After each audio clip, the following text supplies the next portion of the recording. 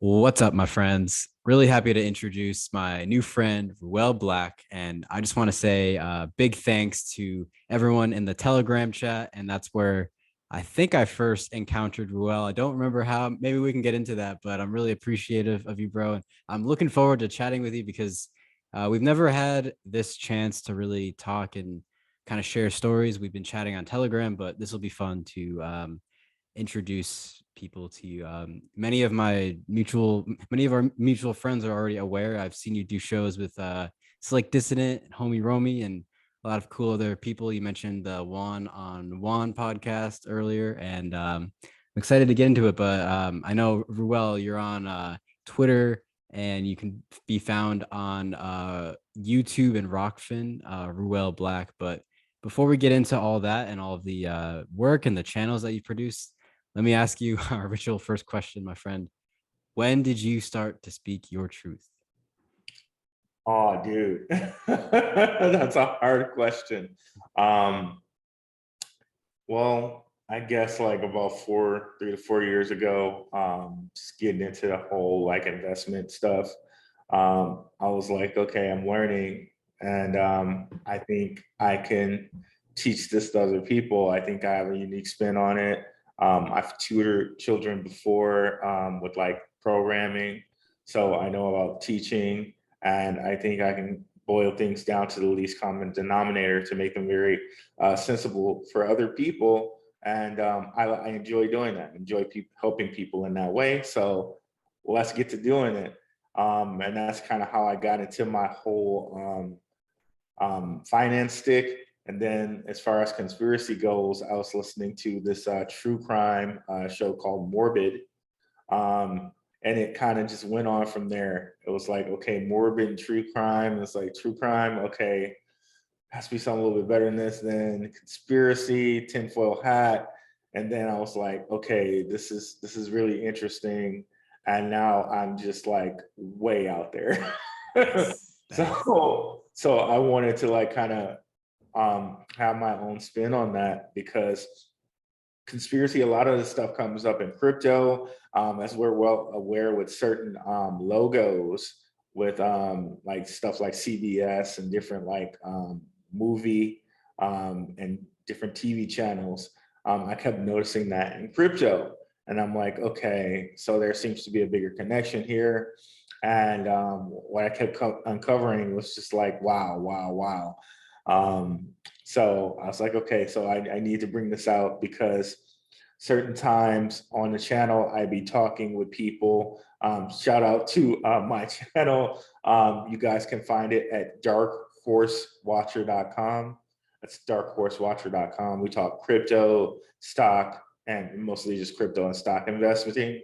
And then on Rockfin, if you guys aren't familiar with Rockfin, on Rockfin, you can say things that are normally kind of banned or taboo or will give you strikes on YouTube. So they created Rockfin in order to kind of allow people to say that with a couple like banner people like um, who's on there? Eddie Bravo, Yeah, yeah. Sam Tripoli, Owen Benjamin, um, like a big list, headliner list of people where people can go and kind of just speak their truth and not worry about getting banned or having a strike for saying certain words Yeah, or man. On certain. Rockfin, you're under the same name, Ruel Black, or is it the Dark Uh, Horse Watcher? it's at Black Roo. Black Normal, Roo. normally Okay. you can find me everywhere at Black Roo, but also you can type in my name, Ruel. That's Ruell Black. Um, and most people are like, what? That's a weird name. It actually comes from the Bible, which is Ruel. Same like the way you say it, but the way you spell it in Hebrew would be Reuel, Hmm. and it's friend of God. It's the what of God? One more time. Friend. Oh, the Friend. friend of God. Nice. Okay, that's very cool. Yeah, I mean, I was considering, and I actually met someone a couple of weeks ago named Uriel, and it's Yeah. kind of had like that same kind of sound. I know that's Uriel is a woman. I know it's like a name of an angel, the angel Uriel. But yeah, it's interesting, man. And for Rockfin, Yes, it's awesome that there's a place where people can be ungovernable, right? Like they can say whatever, and Yep. they have a place to post their content without worrying who they're gonna upset. And doesn't Rockfin, to bring in the finance discussion, obviously not financial advice, whatever we're about to say, but yeah. Doesn't Rockfin use some kind of a crypto system? Like I'm not on Yeah. Rockfin. I was first Yes. introduced to Rockfin through Mark Steves. My family thinks I'm crazy. He's an awesome show and he puts a lot of stuff onto Rockfin. But yeah, tell us, like, there's some kind of crypto connection there, right? Yes. And shout out to Mark and Alt Media. I need to get my stuff on his stuff. Like he did invite me to be a part of their co-op. So like mad thanks and respect to Mark for that. So I have to get my stuff to him. Yes, they do pay out in crypto. There's this crypto called Ray, RAE, and then Uriel. You can tell like the whole like phonetic and language breakdown. I'm gonna try to do my best Gabe impression over here. Like with the L part, God L. So you can tell with the end in there. Pretty Just a cool. little Gabe. Never can replace the original, but Oh no, he's the decode master, as our other friend Bird Dog, the crypto Ronin, would say. He's yeah. the Shout out master to of Bird decode. Dog. Yeah, yeah. Awesome, man. Well, it's interesting. So you have two channels. So like one channel on YouTube, which is public facing, anyone can access it. Is all about finance. I tuned in recently to one of your live streams earlier today, and then you've got your Rockfin channel, which is more of the conspiracy type content, maybe the stuff Yes. that you wouldn't want to get banned for and things like that. So I'm curious, what came first? Like, did you start on YouTube and then you decided to go on Rockfin and have a separate kind of discussion there? Like, what was the origin of these channels here? Very good question. Starting off, it was the YouTube first. And it first came that I was investing in stocks. And I was like, okay, stocks. And then I started to go into crypto because it's a higher multiplier. And for those of you guys that are not really investors, like, okay, like investing in stock, you can get a 2x sometimes, Mhm. maybe, right? If you hold for like a 2 to 3 year span, maybe, right? Or you might just get lucky, or you might try options, which is an entire, even different conversation. But with crypto, the multipliers are like 5x, 3x, 4x, 10x on real projects that are doing real things that you can actually look up, not something where it's like Shiba Inu, like not let me not name any coins. Then there's a decent project, but like there's some coins out there, they'll be quote unquote Inu, and they're just memes. All they're trying to do is get the most hype and the most amount of people to invest in them. Those things are scams. However, there are actual projects that are out there working on real world actual things. And with those projects, especially right now, you can get a very high multiplier by investing in those. Of course, not financial advice. Of course, of course. Nice, man. Well, so you had mentioned that you started on YouTube initially. Now, I want to talk about the creation of these channels and how you ended up on Rockfin too. But really quick, because you brought it up, and I happen to be holding, can you tell us about Shiba Inu? Like, your opinion, your insight, and also maybe you can touch on the fact that like these meme coins, like I've seen Twitter hype where people will hype up this coin, and it sounds like that sort of charlatan move where they put a lot of hype into one coin and it's not going to go anywhere, right? Like, but maybe Shiba it was different for you. What do you think? Okay, so if you do some research, you can really find some information about these coins. Now, one thing I'm going to reference is FTX, which was like the biggest scam out there. Mhm. If you look behind it, you see that there are connections where Gary Gensler, the head of the SEC, was actually meeting with Sam Bankman-Fried. And if you ever listen to Sam Bankman-Fried talk, you realize he's not this criminal mastermind. He seems more like a puppet Useful or idiot. a front man, right? Right. Because his parents are extremely connected. It seems like they're like, okay, this guy seems like he can fit the role, play the part. And so that part we could talk about that for a long time. But specifically on Shiba Inu, Shiba Inu started as this thing that was like a meme, but then it started getting a lot of real world people behind it. Like there are actual places that will take it as currency now. There are like two different exchanges, Binance and crypto.com, that hold a lot of it. I mean, like a lot. One of the fallback thing, or one of the things that happened with FTX and the whole fallout of that, excuse me, are that a lot of exchanges start showing proof of reserves, proof that, hey, we have the money that we say we have, your crypto is okay with us. Please don't take it out and put it in self-custody because it's okay. We have your money, but do self-custody anyway. You should.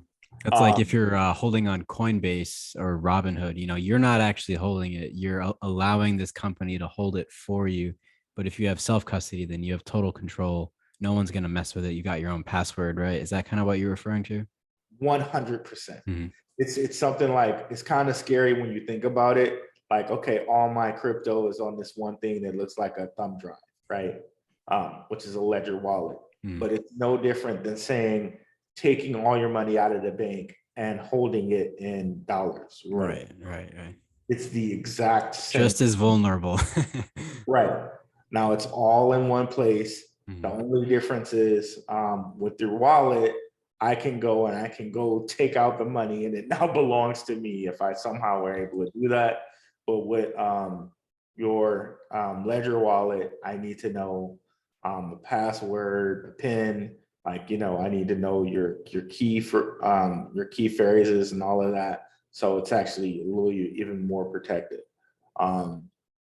So that's all that is. Nice. Well, how long have you been doing the crypto YouTube channel? Because it looks like you've got a ton of content on there, and the live stream, it was nice and active in the chat. It looked like you were touching on some figures in the World Economic Forum. I think I had mentioned I had mentioned this to you earlier, like when I popped in to check it out. Like, I'm a total noob. Like, I'm holding what some would refer to as a meme coin and some Bitcoin and some meme stocks.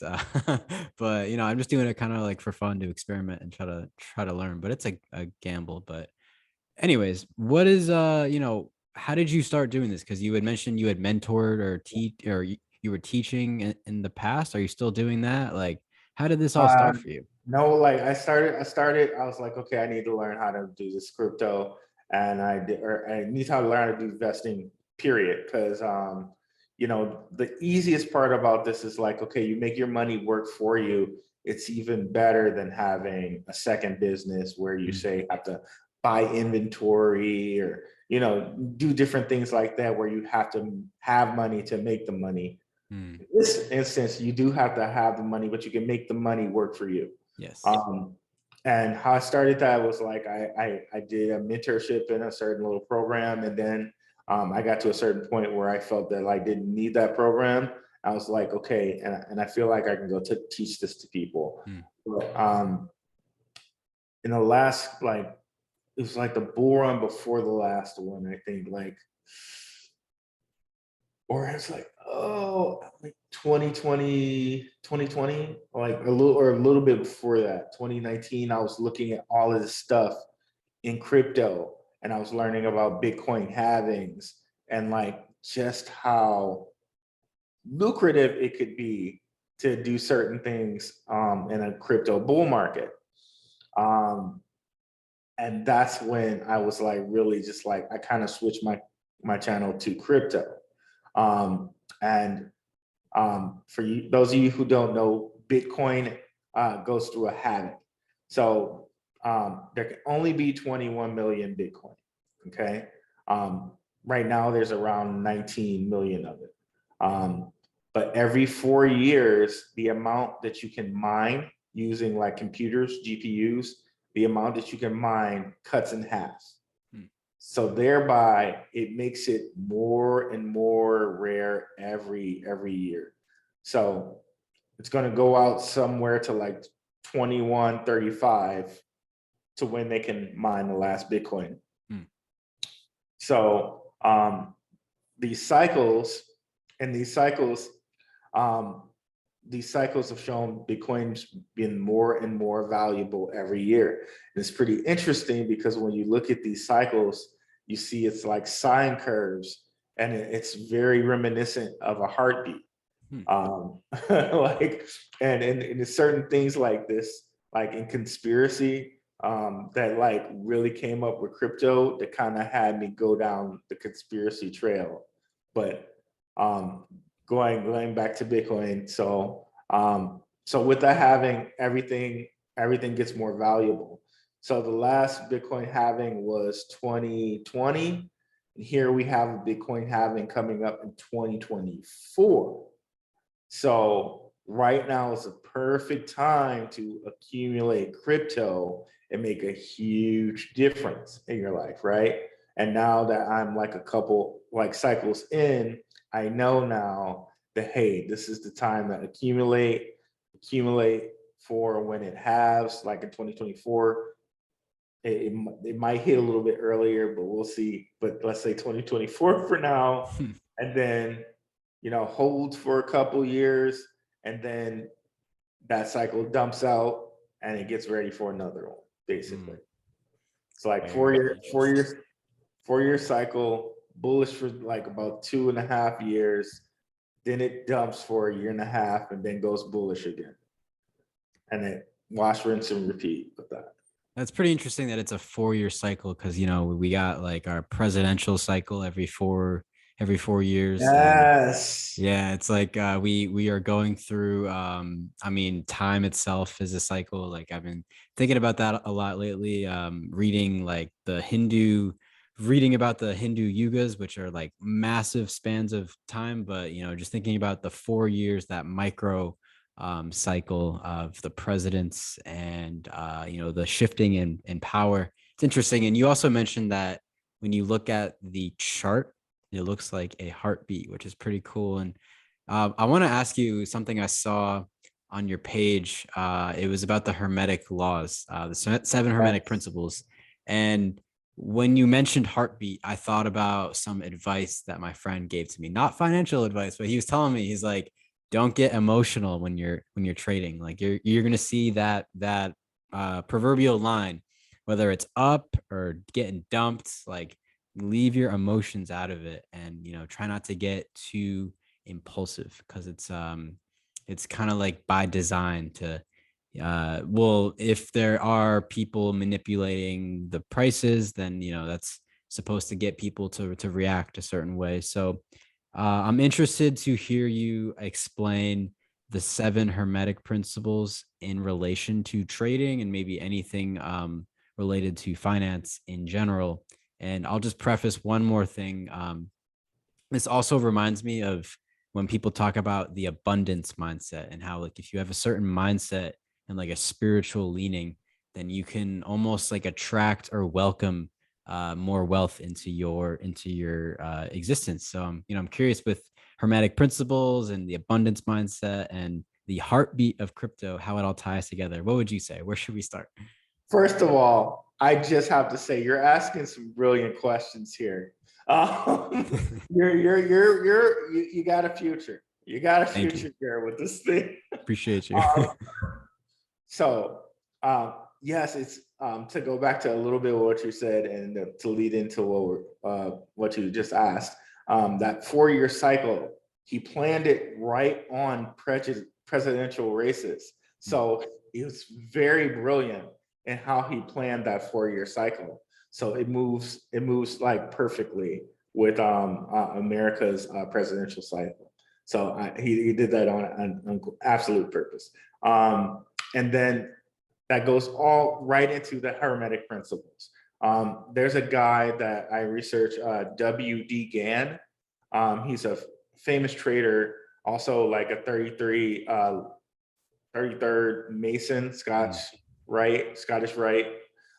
So he knows about astrology. He knows about the different things and how they kind of connect to the human psyche, and how the moon and the moon phases kind of affect human beings.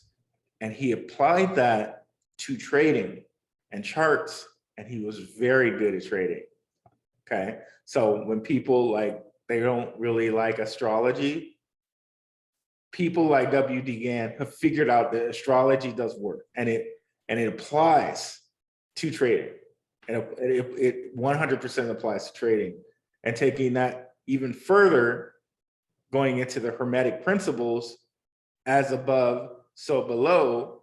Okay, if we're mostly water and the moon affects tides, and we're water beings, then the moons are going to affect us, right?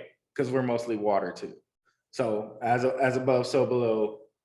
Hence, you got the Hermetic principle right there. And if you go into, I know Juan loves to say Daddy Pythagoras. Daddy Pythagoras, yeah. All is number. When you look at all those numbers and all of those sine curves, it's just semantics, frequency, right? We move with those based on a whole bunch of different factors, one of which being the moon.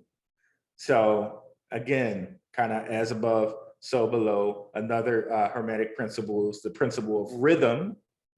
So 4-year cycles, right? That rhythm, right?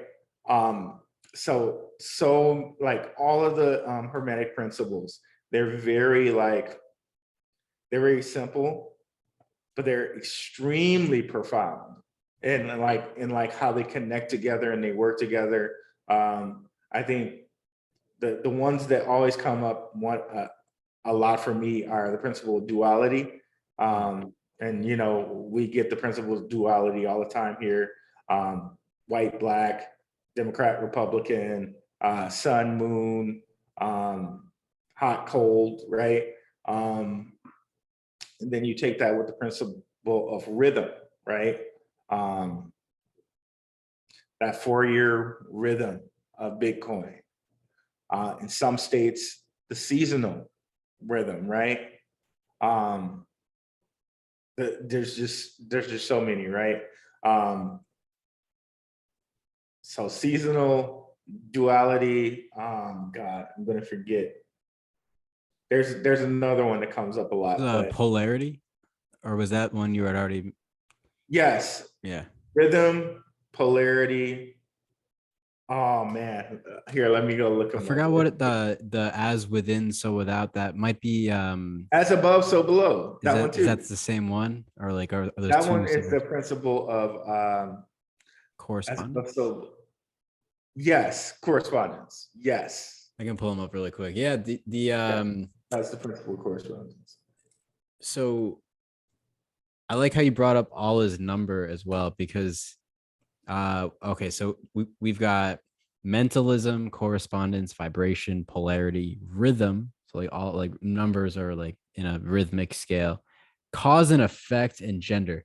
I have some questions about cause and effect, because what I'm currently looking at is the Bitcoin chart in 2020, and I'm noticing, so if we got like March 2020, when COVID is starting to introduce itself, and there's a big dip in like mid-March. Yeah. People are freaking out, they're scared. There's like a high intensity fear sweeping around the entire world.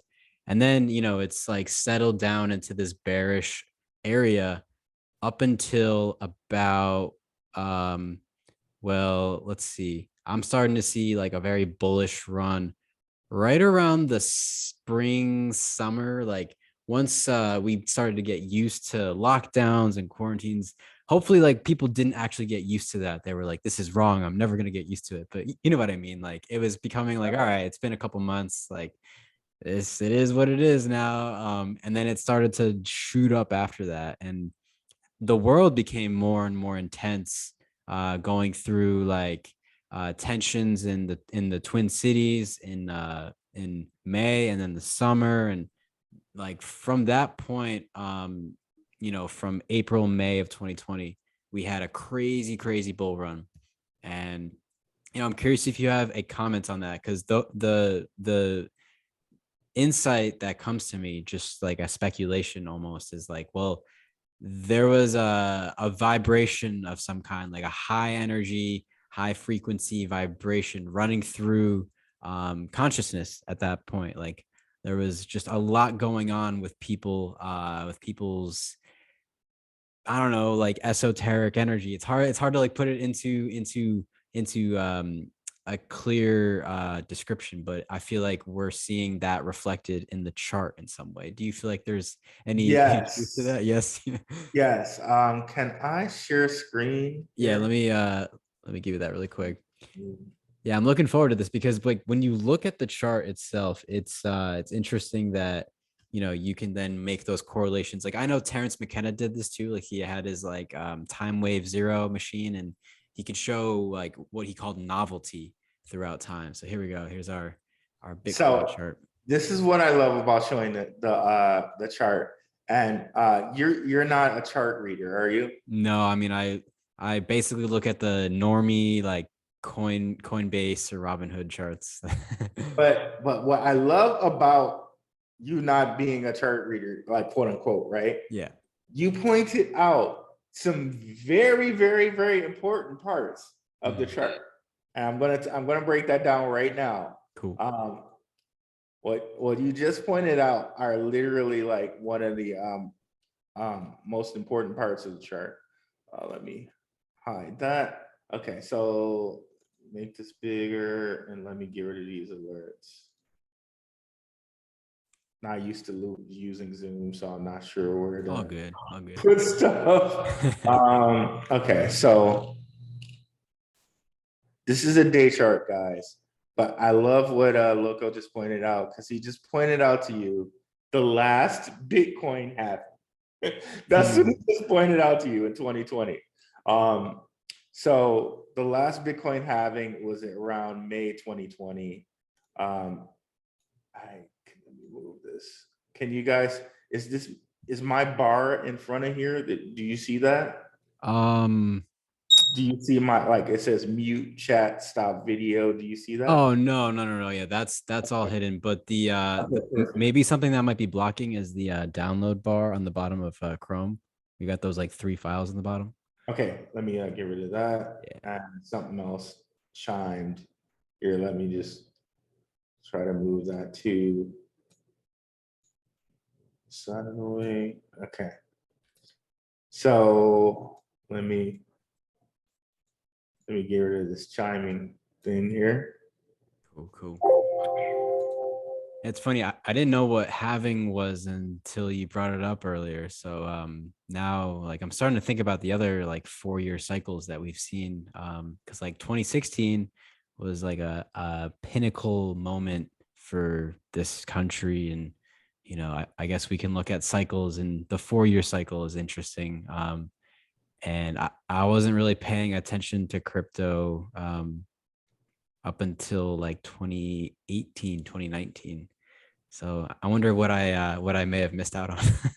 I mean, I So what clearly you like, yeah, what Bitcoin you went up. pointed out was the Bitcoin halving. The Bitcoin halving happened here in May 20th. Mhm. And let me just go back to give us some context. Yeah. So the last halving before this, remember 4 years ahead of this, was somewhere here. And Your screen is frozen. Let me see if here, let's okay, close it out. Oh, there we go. Okay. We're good. We're sorry. good. You're good. So here, so the 20th was the last halving. It was Mhm. here in May. Mhm. Let's go here. Where were we? Back here, right? Okay, here. So just for context, we're gonna go back to the last halving, which was 4 years before, right? Oh. We went to the wrong thing here. Let me go back. 4 years before, which was 2016. So before 2016, it took it a couple months to move, specifically like around like 12 months to move. So if we went all the way back here to May 2016, somewhere, we go ahead some months, specifically like 12. Then all of a sudden we got this bullish action here in December 2017, right? Now flash forward to the next halving, okay? It seemed like it moved a lot faster. And I think people didn't expect that. In fact, some people say that Rona might have actually stopped Bitcoin from really taking over. Because you can see here, sorry. You're good. You can see here that it was actually on its way up, right? And then Rona happened and destroyed, like, like at least paused it, right? So we'll never know. This is quote unquote a black swan event. And usually with charting, you don't count black swan events. But Bitcoin was going to have here in May, right here, but it actually looked like it was going to be way bullish before then.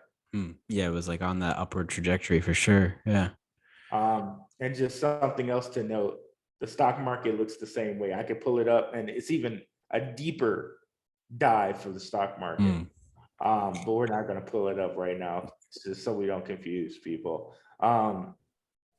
But yes, so it seems like to me, this is just my guess, that maybe Rona might have slowed the crypto market down. But here we have May, and remember last time I told you, the last halving, 4 years before this, it took about 12 months for the market to be bullish. In this case, much quicker. Halving, much quicker, like maybe 6 months. Yeah. From May to December, yes, about, well, you could call it maybe August. So around 6-ish months, right? Yeah, man. October 20, like, dude, it's crazy because like I remember at my brother's wedding, like he got married in like October-ish of 2020. And like I remember seeing some huge spikes, but I was busy at the wedding ceremony, and I was like, oh no, like what is going on? And then the same thing happened the following fall in October of 2021. It was very interesting. It was yeah. I just want to So leave then that there. you usually get like a bull market for, so in this case, it was a bull market for a good, from like 2020 all the way to November of 2022. Where are we here? Right here, November. Well, actually, yeah, November 2021. So around here, this was the height of it. So it was a good year and a half, maybe. May all the way to November 20th. And ever since then, it kind of dropped off. It fizzled out for quite a while. And it's funny too, like as it started to fizzle out, the next big thing was like January 6th, right? That was like the next big event. Wait a second. That was January 6th, 2022, right? That was the Capitol storming. I think that was January 21. 20. It's either 21 or 20. Okay, it was definitely 21 then. Yeah, see, what's crazy about this decade is that like time is flying by for me now, and it's like those big events are starting to blur together. Like I'm like, what year was that? Yeah. No worries. No the worries. Roaring 20s. So then here March 2022, that's the last time we had a little spurt of Bitcoin. It was at 47 and it went down since then. So really you got maybe about 2 years of bullishness, and then you have bear times. But now You can see here, we're just starting to rise back up, right? And Mm-hmm. then we got the halving here somewhere out here in May 2024. So we're back on the way up Nice. towards that, we're back on the way up towards this. But one of the things you will notice is every time it's bullish, it goes past the last high. Every 4 years, it goes above the last high. We're like So climbing a staircase here. exactly. So we had a high here at 68. Who knows? Maybe 250, maybe 180. But right now, we're here at 24. So it's a really good time if you're really kind of looking. Yeah. No, To, let me ask you this too. So, I'm thoroughly convinced that not only should I continue holding, but that I'll keep on stacking if I can. And I also want to, give a voice to the opposition, because I know a lot of people are skeptical of crypto in particular. Stocks is a whole different conversation. Uh, but, with crypto, people bring up topics like central bank digital currency, or the fact that crypto might be some kind of trap. I'm not really sure what they mean when they say that, but I do share the concern about, like, daddy government being like, oh, you eat too much steak and you use too much gasoline, so we're only going to give you X amount of our US shit coin, like you're gonna yeah. you're gonna have a lower allowance for bad behavior and things like that. But nonetheless, I'm thoroughly convinced that this is going to be helpful for a lot of people to break out of their financial struggles. But maybe we should touch on the other side too. Like, what do you say to people who have that skepticism? Ooh, that leads me to a good topic. Mm, I say, because I know, like, there's crypto for people who don't really like crypto. Then there's crypto for like red pills, right? mm. And I think most red pills are like, crypto's just another scam from the man, and like that's kind of just like their stance on it. But really, and I'm going to start getting into this with homie Romy a little bit, and if anyone else wants to come on the show and talk about, this is the Rockfin show, guys, the conspiracy show, and talk about how money is alchemy, like, feel free. But all money is alchemy. um if you kind of look into it, that color emerald green, Mm. and check out my show on Rockfin with homie Romy, guys, we get into this a little bit. That color green is the same as your heart chakra. And your heart chakra, if you guys kind of pay attention, they have like stars for your chakra. The heart chakra is a five. Uh, I think it's either the six. I think it's the six-sided or the five-pointed. One Yeah, of the two. yeah. Uh, both of those are like things that you generally put into an alchemy circle to perform a spell. So money is alchemy. Now, when you really think about it, then okay, if money is alchemy, since the start, all money is just alchemy. It just is. The fact that I give you this green sheet of paper, that certain color green, as your heart chakra, and I, like, okay, in my case, I do engineering, so I get a certain amount of money for, let's just say it's like $17 an hour, but it's not. But okay, $17 an hour for your 1 hour of human work. That's alchemy. Mhm. You're changing that paper into a store of energy, into an amount of human energy. That's alchemy, period. The only thing you're doing now is, instead of moving it to paper, you're now moving it to digital form, Mm. which we kind of already have. Most American people don't use cash anymore, really, that much. But I travel seasonally to Germany for my job sometimes. Over there, they use a lot of cash. Like, I can't use my credit card for certain things over there. So for them, it might be a big change, but for us in America, most of the time our dollar's digital anyway, right? Right, Um, right. and since it's all that whole thing about money being alchemy, and please check on my Rockfin for more. We're gonna go really kind of deep into that. Um, it's all the same in the end. Hmm. Yeah, that's fascinating. And with alchemy, it also reminds me because like when you're gonna perform alchemy, speaking as someone who has only like read about it, I've never done it, but like maybe at the same time, we've all done it. We've all performed the alchemical ritual when you pay for services or when you're paid for services, as you're saying. And I'm starting to think like, what is a path that people can take if they want to have a better relationship with their finances? Like, let's say for example, the topic of finance, of money, makes people uncomfortable, which I can imagine a bunch of different reasons why that might be the case for some people's personal lives. How can people begin to like maybe think about their funds differently and think about the currency? Because it's funny that currency and a current is also this electrical term, and that's really Yes. fun to think about, and it's flowing back and forth between polarity, right? So I'm curious, if you were to advise someone who wants to improve their relationship to their finances, to their wallet, where would you guide them? Okay.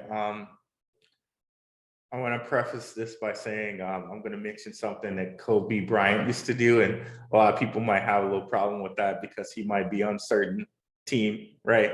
I'm not talking to Lakers, but just Goes back to um, that CBS logo, right? exactly, 100%. But to touch on what you said before, we are all doing alchemy every day. There's a reason why they call it spelling, right? Shout out to the One on One podcast. I think I heard him say that or somebody say that, and it's so true. Um, and the thing that Kobe used to do was he wrote himself contracts. He wrote contracts to himself. So I highly would suggest to do that. Um, that's two things in my mind. That's spelling. You're spelling. You're literally writing a contract to yourself, and you have to also understand when you get a house or when you get a this and you get a mortgage, they make you write a contract, Mm. right? There's something to that. There's So something to you're bound in ink in writing to the bank, right? Like you have to make this agreement. But like, can you give me an example of writing a contract to yourself? Like I'll give you my personal like my side business is either going to be, well, my freelance side business is to create video edits, right? So what kind of contract would I be writing for myself? Like maybe you can give me an example that would help me understand that a little better. Okay, gotcha. So you try to make it as realistic as possible, but you also try to give yourself something that's going to make you work, right? Mhm. So maybe your contract would be to yourself. Um, I want 20 clients or to complete it work for 20 clients by the end of 2 months or something like that. So okay, um, what do I have to do that? I need to get like however many that's 6 weeks. 6 weeks divided by 20. Okay, I need to have at least 3 clients a week or something like that. Mm. I don't know if that's just a quick math. And maybe that's not an aggressive enough goal. Maybe you say 25, maybe you say 30, but then now you write that in a serious contract to yourself. Like, okay, I'm binding myself to this. And what I found happens is somehow the universe like recognizes that contract. Um, I, I, again, I think it goes back to Hermetic principles in a way, like as above, so below, rhythm, correspondence, cause and effect, all of those different things. Somehow, the universe recognizes that contract. In the same way, I'm sure that when you sign your name to a house, that they make you, that that's part of the deal, that they know that that's what happens, which is why they make you sign. They make you sign it. So that's what I would suggest doing. Do you ever hear the and thank you, those are awesome points. I want to ask you something similar about, giving your signature. I've heard, and this is relevant. I've been seeing this. I'm working in public school for now. I don't plan to stay, but I've remembered the fact that when I was younger, I was taught how to write in cursive, and now like kids these days don't write cursive. They don't learn how to do it, or maybe like they were taught for like a day and then it was like never. Maybe it's just my tunnel vision. The school that I happen to be working at, or the schools that I've worked at, they don't teach cursive. Is there something to that? Maybe alchemically, esoterically. Do you have any thoughts on that? I would lean to Gabe on that one. I would have to ask Gabe about that one. But the conspiracy lore I've heard about is they say that AI can't pick that up as much because it's cursive writing. Yeah. So I hear. It's like a more unique fingerprint kind of. Right. But but Interesting. I but I think it might go back into glyphs and certain things about like actual glyphs and symbols, which is why possibly we're not told to do it. That would be my guess. Interesting. Okay. Well, I want to get more onto so you had brought up your chat with homie Romy, and for people on Rockfin, they got to subscribe to get to some of your episodes for the good stuff. But I'm curious, could you give us a maybe a brief breakdown of some of your favorite episodes that you've done on the conspiracy side? And Oh some of man. those I know are going to be behind the paywall, but I know there are others, like you have an entire presentation about the Hermetic principles that I was able to preview before this. So what are some of your favorites, maybe your highlights or the conversations or the presentations that have stood out to you the most recently? My favorite, and this one's behind the paywall, is my conversation with Slick Dissident. Yeah. We went into so many things, and all of it was so fruitful. I can't even like. It was just so deep. I can't even touch on it here because there was so much information in it. Um, uh, Also, with homie Romy, we went into a lot of things about history and things about history, which and they say that history is his story, right? Or a lie agreed upon. There's so much of that we go into there, and specifically we connect from his podcast, Rising from the Ashes. They're talking about the Tuatha De Danann, right? And Celtic history. All that ties a lot into Islam. And it's very, very, very strange when you hear me say that. It's like, wait, what? But if you're familiar with the Black nobility, I don't know if you guys are familiar with that, but there's a thought that a lot of people who run the world may be connected to old school Italians, like old school. And when I say old school, I'm not talking about like Sicily. I'm talking about like Julius Caesar, Right. back that far, right? Like So Roman there's mobsters. exactly like rolling in my chariot, not Yeah. Yeah. like Yeah. rolling. But like these people may have been a birth of like the modern three religions, at least the Abrahamic ones. Um, um, and people always make connections to Judaism, and they always make connections to, of course, Catholicism, because you got the Vatican there, and Vatican's basically in Italy. So that one's not too much of a stretch. Neither is the Judaism. you know, and given all the things that Kanye's been saying and all of that, so that one's not too much of a stretch.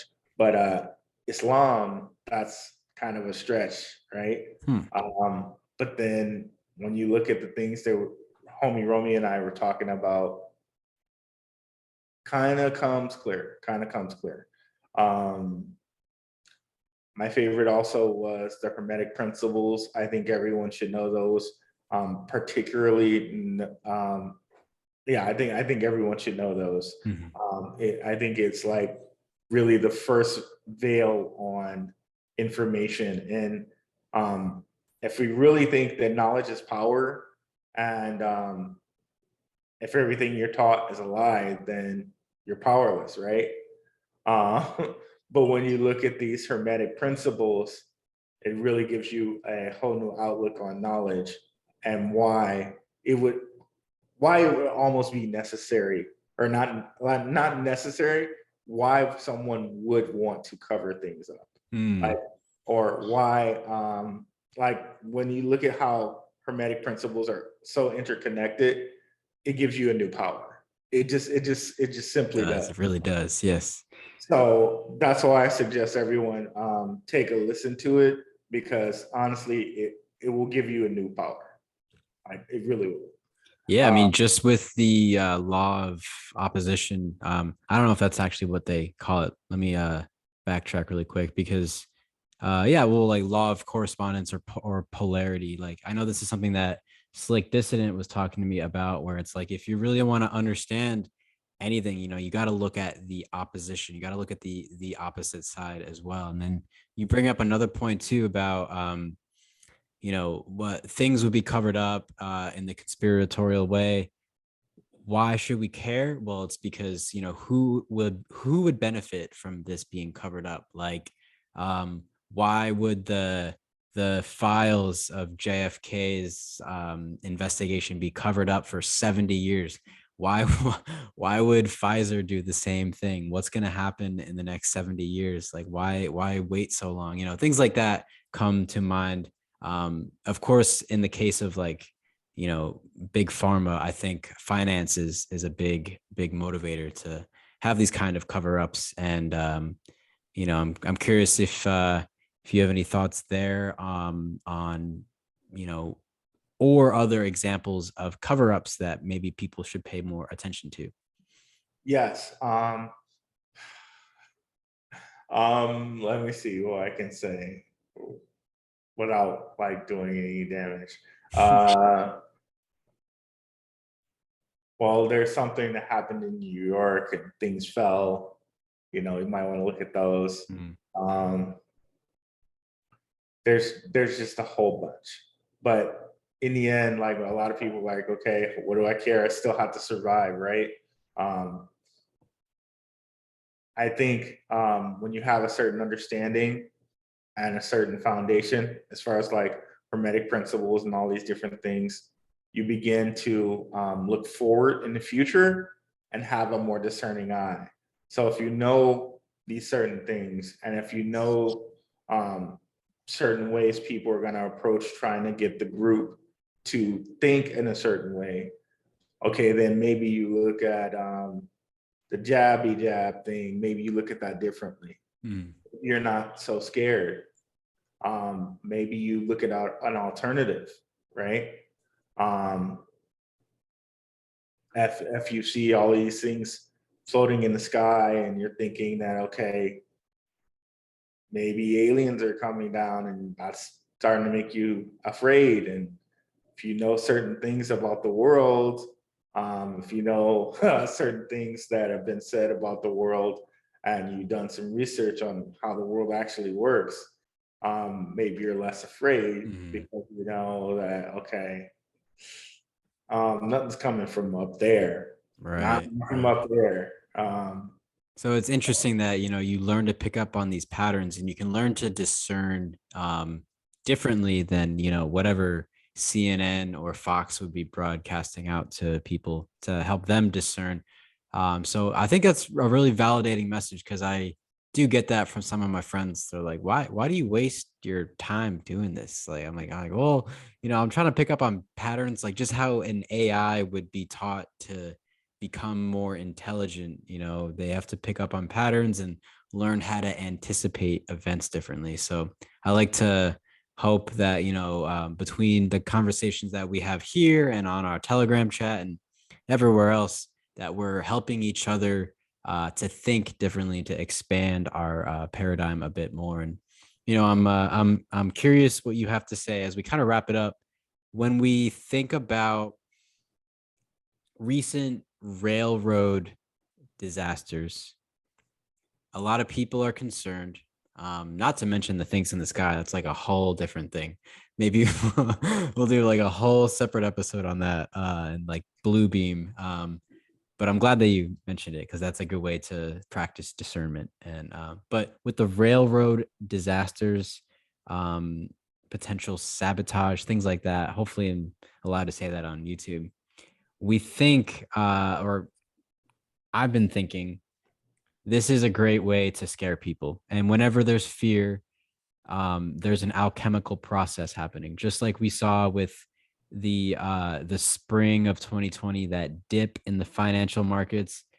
This looked like the siphoning of people's fear. We can see that in the visual chart, like people were dipping down into a lower vibration, and then it was only later in the year that things were supercharged in the other way. So although I know we're entering a more bullish time, this halving period is returning.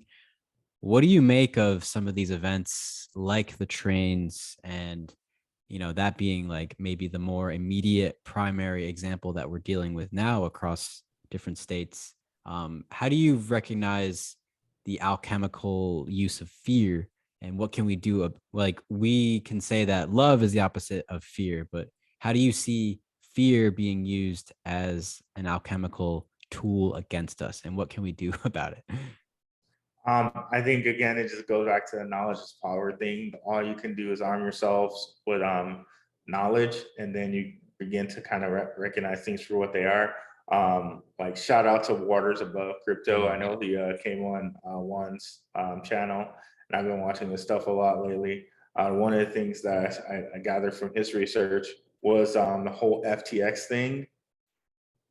It made a crash in the cryptocurrency. But it also corresponded with a lunar eclipse. Oh, wow. So very, very crazy that it corresponds right with the lunar eclipse, right? And again, kind of as above, so below type of deal, right? So a lot of energy got harvested with that. And it seems to me, I know people say it all the time, but it seems to me like these things do feed off of negative energy. It just seems like they do. Those are the things that come up so often, like negative energy things, back to back to back to back. But if you know certain things, and you really have a discerning eye, you're less, I don't want to say gullible, but that's the word that comes to mind.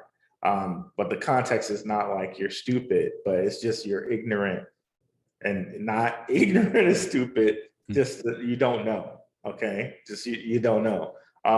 Like here, they had something here in Arizona about like a truck like spewing nitric acid or whatever.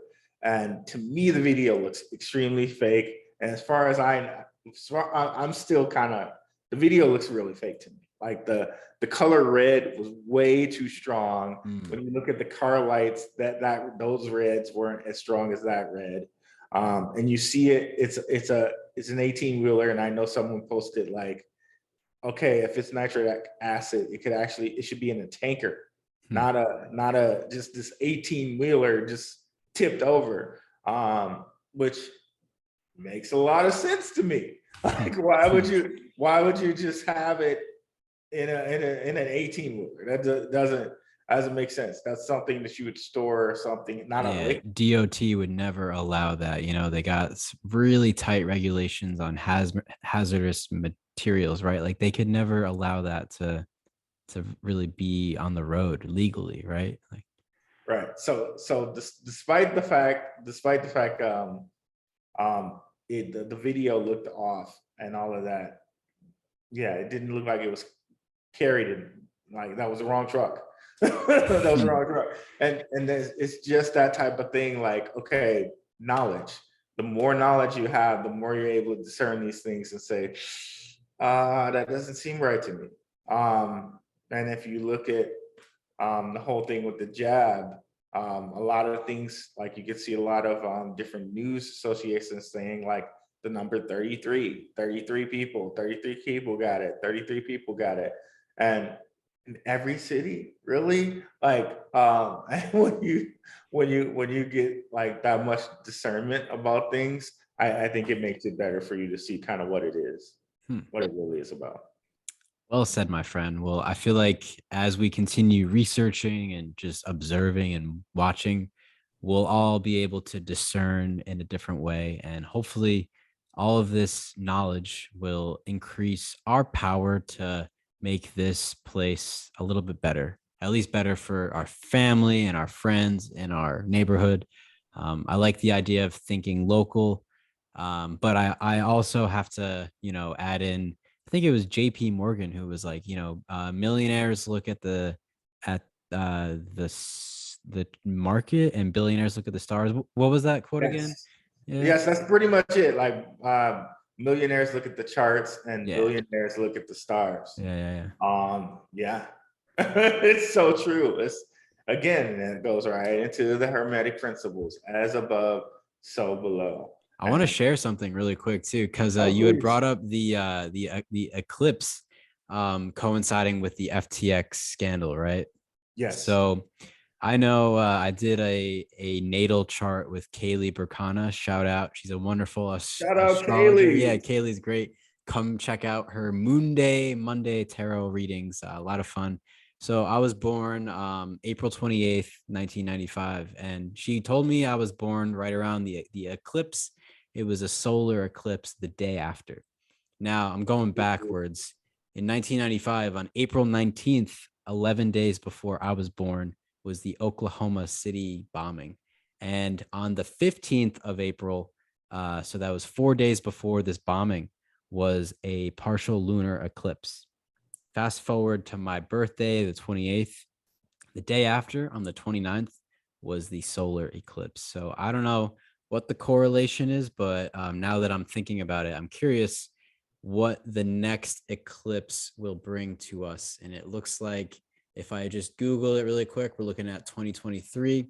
We're looking at a solar eclipse on October 14th, 2023. Maybe there will be some partials before that. Let me see if I Yeah, can there's find. supposed to be one in April, I believe. Oh yeah, May 5th, Cinco de Mayo. Ooh, On May, I think there's a lunar eclipse, and yeah, then April 20 something, there's a solar eclipse. interesting. Okay, yeah, I'm definitely gonna be looking out for that after this discussion. And yeah, once again, follow up with Kaylee Burkana for more of that astrology stuff. You had mentioned a lot of great people in this community, Ruel, who I'd love to give my gratitude to Juan, the One on One podcast, Homie Romy, Slick Dissident, Bird Dog, the Crypto Ronin. We have some really cool friends, man. I'm glad we all got to chat together. And moving forward, as we wrap up, one more time, I want to thank you. Uh, I love that old school ringtone, by the way. I gotta say that. Yeah, reminds me of high school. But I want to thank you for coming on, my friend. I'm hoping we can have another chat and dive deeper into the conspiracies. And I'm thinking maybe I'll get on to Rockfin sometime if I can, so that I could Oh yeah, speak. Like I'm all about speaking truth, but at the same time, I still have like a slight censorship of myself from YouTube and whatever. So it'll be nice to maybe explore that option. But one more time, my friend, let people know where they can find you, and I'll include all these links in the show notes. But any other like final messages for our wonderful audience today? sure. Yeah, so the reason you really want this discernment again is for the future, for your future, for your kids' future. You can find me at darkhorsewatcher.com. where I do the crypto content and the stock content, the investing content. And you can also find me on Twitter at Black Root.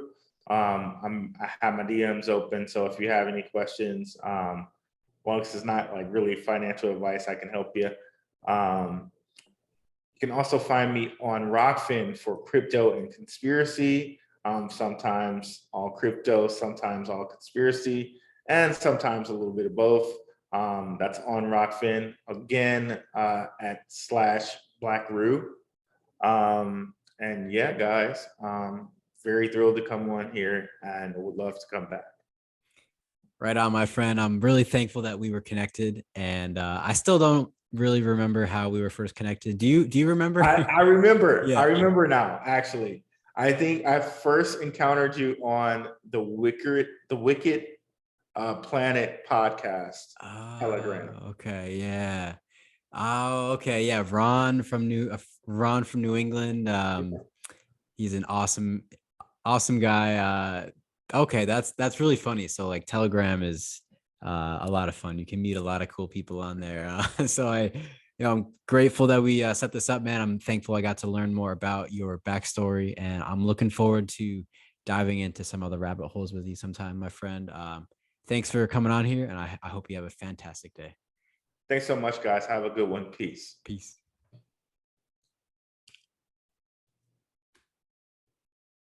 Where's the stop button? It's hiding from me. Ha ha ha. I'm gonna have to edit this part out. I'm like stuck in oh, here we go.